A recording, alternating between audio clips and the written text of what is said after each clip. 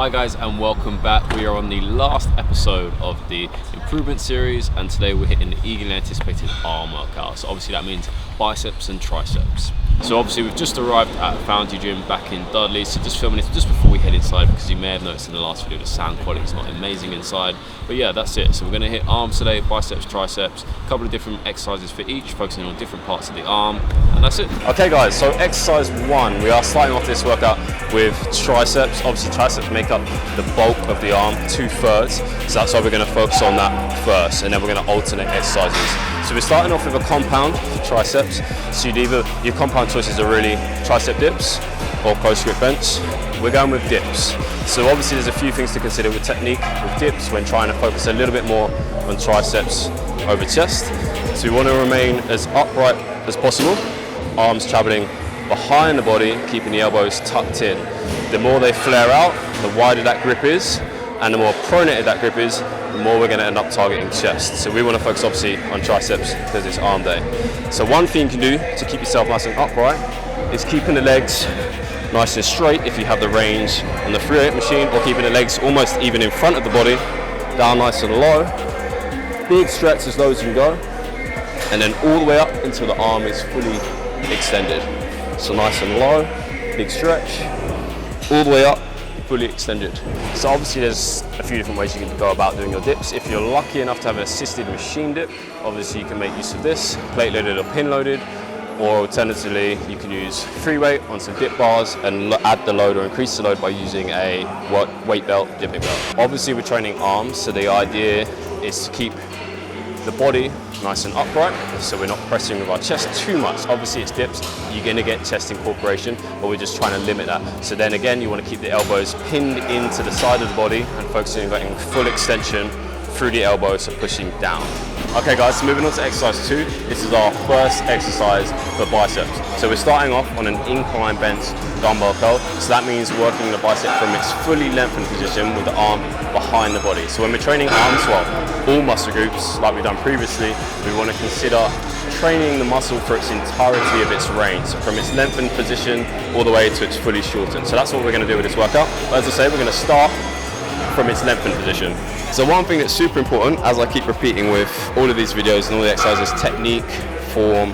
We want to make sure that we're maximizing the exercise. So with arms, it's one thing that people often tend to swing and they start using their shoulders a little bit more than just their biceps. So the beauty of this exercise is we're in a nice fixed position. We're going for a supinated grip, so palms up, and we're also going to think about almost rotating the little fingers out to the walls either side of me. So as I curl, I'm going as far out to the side as possible. I don't need to exaggerate that movement too much, but just for a nice full contraction, we're going from fully lengthened biceps to stretch position behind me, nice and slow, as high as I can bring the hands.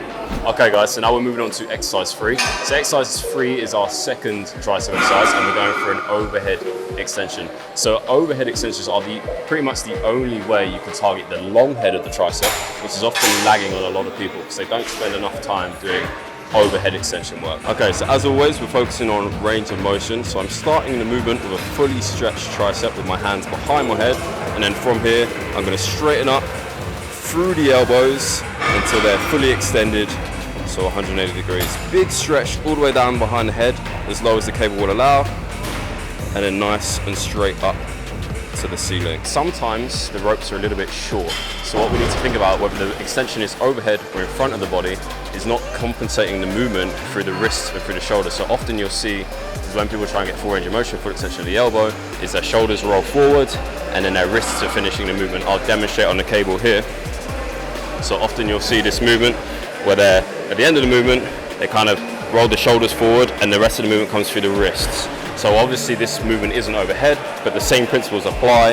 We want to start with forearms almost touching the biceps or as close to as possible for full range of motion, and then full extension through the elbow joints, getting the arm as straight as possible. So sometimes you may benefit from actually using 2 rope handles and attaching them to the same carabiner, because as you can see here I've only got one, but it's going to provide a little bit more range of motion through the elbow joint and not compensating through the shoulders or the wrists. Okay, so moving on to our penultimate exercise, the last exercise for triceps. We're going for good old-fashioned skull crushers. First variation that you might see, it's a little bit different, is we're doing this on a decline bench. So this means our shoulder is a little bit more flexed, so further back, so we get a little bit more range of motion, a little bit more of a stretch while under tension. The second variation is that we're actually using kettlebells. For me, this just feels a little bit nicer on the wrists, and it also changes up the strength curve a little bit of the movement, so the resistance profile. So it's just a little variation you can try out instead of dumbbells. Give it a go and see if you prefer it or not. So we're starting the movement with the elbows a little bit past perpendicular. Nice full range of motion until my forearm touches my bicep and the kettlebells are as close to the floor as I can get them. Then full extension. We're also trying to not let the elbows flare out too much and not to have too much movement through the upper arm or humerus, where I start kind of swinging up and use my lats and my pecs to pull my upper arm forward and gain momentum. Okay guys, so moving on to exercise 4 of our arm day. We are back onto biceps and we're moving into a reverse curl now. So something that I really like the look of, and I think a lot of people overlook, is forearm size. So not just obviously for aesthetic reasons, but keeping elbows and wrists healthy, we want to be able to strengthen up the wrist flexors, extensors, all the muscles in the forearm. So to do that, we're going to go with a reverse curl on the cable. Again, great thing about the cable is it's going to apply resistance throughout the whole movement.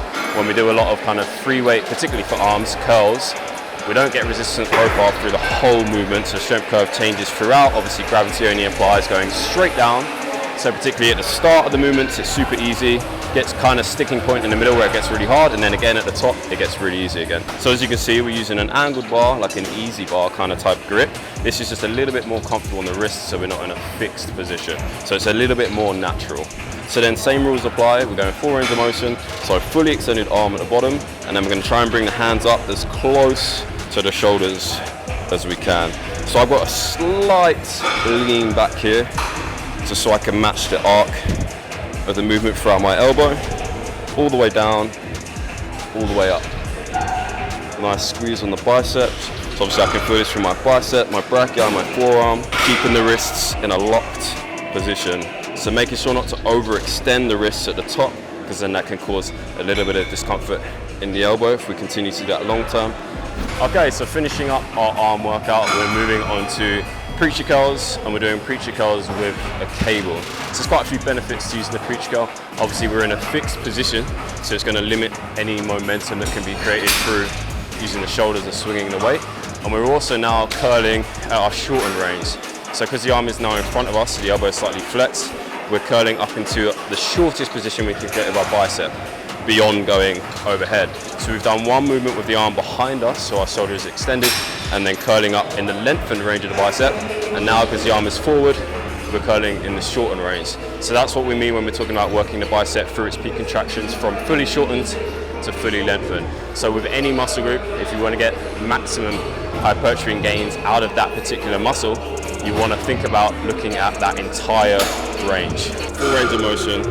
So arms fully extended against the pad at the bottom, curling all the way up until I can't go any further. Keeping the upper arm fixed to the pad, my body nice and still. So nice strong concentric, nice slow eccentric. Okay guys, that's it. That wraps up our last workout of the series. So that was obviously our arm day. So you've got a few exercises there for both triceps and biceps. In my opinion, the exercises that you've got there will cover everything you really need on your arm day, because we're working both of those muscle groups through their entirety of their range, hitting all the heads involved. As always, feedback is welcome, and if you like that video, please remember to like, share and subscribe. Next up, we'll be moving on to a little bit more nutrition and supplement focus with the next series. And as always, thanks for watching, and we'll see you next time.